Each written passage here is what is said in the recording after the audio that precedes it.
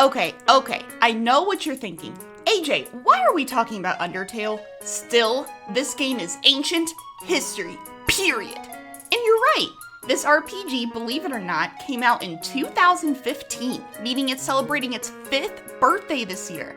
In today's world of rapidly evolving gameplay, especially in indie games, this game is a little dated.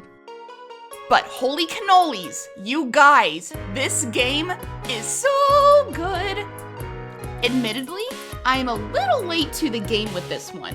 I tried to play this game a couple of years back, but I accidentally killed Goat Mom, so that was a bad thing.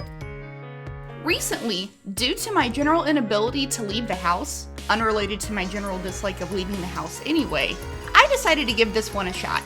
Plus, now that it's been ported to the Switch, I could experience the game from the comfort of my own bed. I realize now how lazy this makes me. So, I played it. I gave it a real, honest try. I beat the game in 2 days. It's not a long game by any means. At max, this will take any gamer, inexperienced or not, roughly 10 hours. It took me 9, and I suck at RPGs. In this 9-hour time span, I fell in love with this game, this story, these characters, and the overall feel-good emotions I experienced. I spent a lot of unnecessary time interacting with characters because I wanted to live it all. I wanted to absorb every bit of story and plot I could soak up in my short time with the game. And well, now that it's over, I feel a little more empty. So what exactly is it about this game that makes one feel good? What are the elements that keep thousands of fans clamoring for more, even 5 years later? In this video, we'll explore the elements that, to me, make this game so genuine and so beloved by its fan base. Let's take a dive.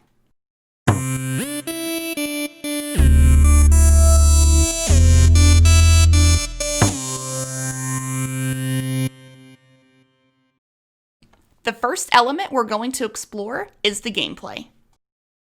Undertale is unlike many RPGs, which are centered around slaying monsters, gaining EXP, leveling up, learning new moves, and taking on big dungeon bosses. I'm not a fan of most RPGs because I get really stuck on the level grind aspect. When I play an RPG, I want to make sure that I'm well over-leveled to take on the dungeon boss or the next big enemy.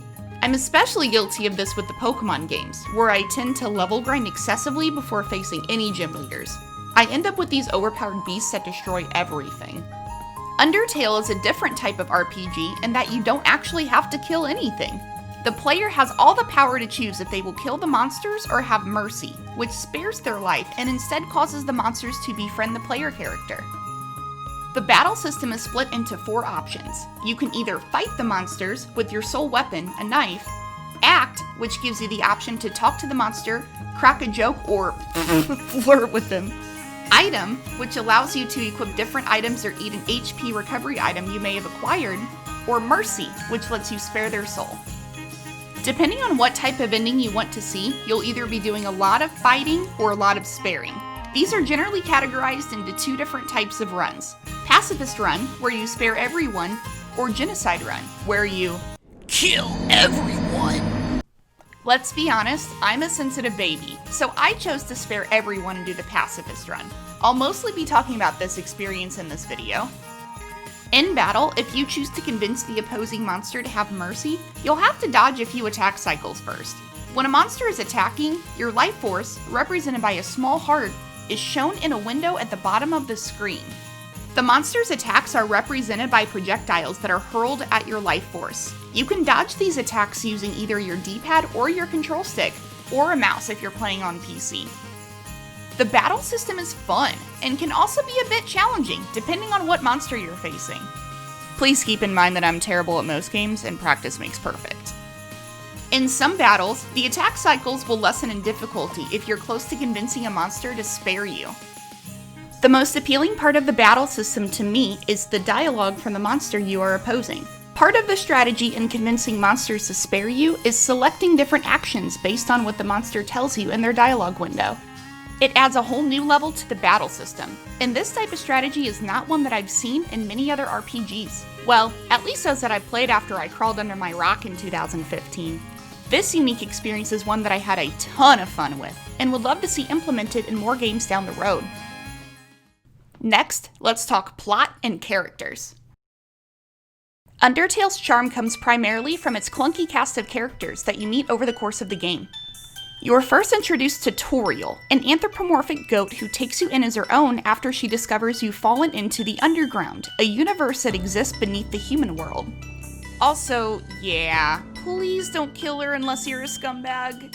As you progress through the game, you meet Sans and Papyrus, skeleton brothers who attempt to capture you but fail miserably, Undyne, a fish being that also attempts to capture you, Alphys, a lizard who's a total weeb, and many, many more. I related a lot to Alphys. You spend a lot of time talking to these characters, and the information they give you is used to advance the plot. You learn about Papyrus's dream to join the Royal Guard and his passion for cooking. You have dinner with Sans at the local diner and learn of his suspicions about a certain talking flower, and you become a third wheel in a dating sim after Alphys opens up about her crush on Undyne. While these small details may not be the bones of the plot, they definitely help flesh the story out. You see what I did there? Skeleton pun. Every good RPG has its own set of charming, lovable characters you encounter, but Undertale sets itself apart by making you actually want to save these creatures. It adds more than just the funny shopkeeper and the sassy bartender you'll find amongst the Final Fantasy and Dragon Quest lore. I truly felt connected and intertwined in Undertale's story, and the more that I played, the more I fell in love with the characters' lives and how they interacted with each other. The PACIFIST ending does provide a bit of fan service and shows you how the characters' budding relationships could be developed in potential follow-ups, but beyond that, we don't really get to see what happens next. In my opinion, the biggest disservice the game does is give you this beautiful story and plot just to leave them in an open-ended conclusion. At the end of the PACIFIST run, the ending scene shows the characters emerging from the underground to finally explore and coexist amongst humans in the real world. This has also helped shape the basis for many comics, animations, and written works from Undertale's fanbase. And probably some suggestive pieces of fan art I found during my research for this video. Let's just move on. So, a charming cast and a fun battle system make for a fun RPG, but let's talk about the root of Undertale's appeal. It's just fun. Undertale prides itself on being an indie RPG that is unlike many others. Developer and creator Toby Fox cites inspirations from the Mario and Luigi RPG series, Shin Megami Tensei, and most obviously, Earthbound. These games are all cult classics, and for the right reasons. Combat, plot, and character development all stand out in these games, just like we see in Undertale. Just like this game's inspirations, the soundtrack is a total banger, and even catapulted into an official rock cover album released in 2016.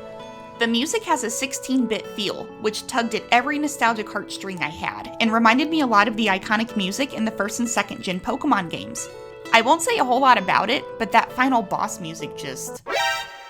Aside from an official OST release, the game garnered enough popularity to launch an entire merch line from online retailer Fangamer.com. This puts Undertale amongst the ranks of other legendary indie titles like Shovel Knight, which saw a similar level of success upon release. Like I mentioned earlier, the fan content that has emerged since the game's release is expansive, and mostly really cool. I ended up stumbling across a couple of fan comics and fan animations that easily could have passed as canon. I think it's safe to say that the Undertale fanbase is clamoring for more. Toby Fox is currently developing a follow-up title, Deltarune, that borrows elements from Undertale but is not a true sequel. So for fans waiting for a follow-up title to further explore the wacky adventures of the lovable cast of Undertale, sorry, but you're not going to get that from Deltarune. Regardless, it seems like we've got some more indie RPG goodness coming our way, and judging by the demo, it's probably gonna be awesome. So, let's wrap this up. I may have been late to punch my train ticket to the expansive world of Undertale, but I'm so glad I finally gave this one a chance. It has been a very long time since I felt connected to a universe's characters and plot, like I've experienced with this game. The biggest inspiration that I take from Undertale is the development cycle, and the sheer effort from creator Toby Fox to assemble this game. Fox acted as a one-man dev team for the majority of the game's music, level design, and combat system, seeking outside help only for some of the game's artwork and character design. This is an incredible feat for a game such as Undertale, and I found this very inspirational. I can only conclude that Fox powered through the development cycle on his own by running on pure determination. Undertale was a love letter written by one RPG fan to the rest of us, and I'm so grateful that I existed on the same timeline as this game so I could experience it in all its glory. If you're like me and have been living under a boulder since 2015, do yourself a favor and give this one a shot. I promise it will rattle your bones.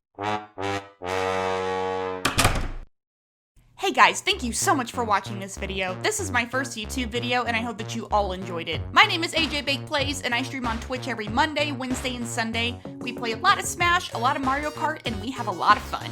You can also find me at AJBake Plays on all other social media. If you like this video, please hit that like button, ring that bell to be notified of future updates. Check you later, skaters!